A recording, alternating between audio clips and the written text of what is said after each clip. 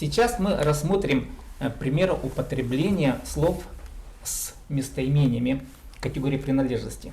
Как будет «мой ребенок», Менің балам, «твой ребенок», сенің балаң, «его», «ее ребенок», аның балазы, «наш ребенок», біздің балабыз, «ваш ребенок», сірірнің балаңар, «их ребенок». оларның балазы.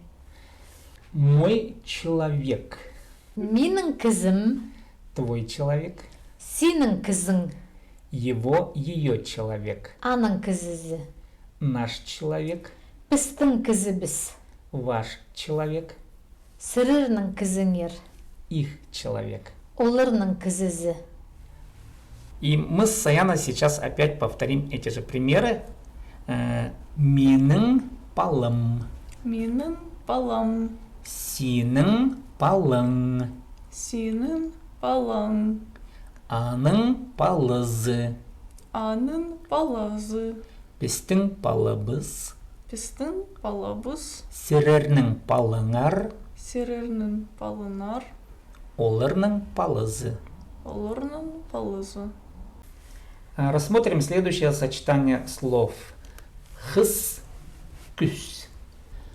Моя дочь, Менің қызым, твоя дочь, сенің қызың, его, ее дочь, аның қызы, наша дочь, біздің қызыбыз, ваша дочь, сірірнің қызыңар, их дочь. оларның қызы. Моя сила, Менің күзім, твоя сила, сенің күзің, его, ее сила, аның күзі, наша сила, біздің күзібіз, ваша сила, сірірнің күзіңер, их сила. оларның күзі. Теперь мы с Саяной еще раз повторим одну из фраз.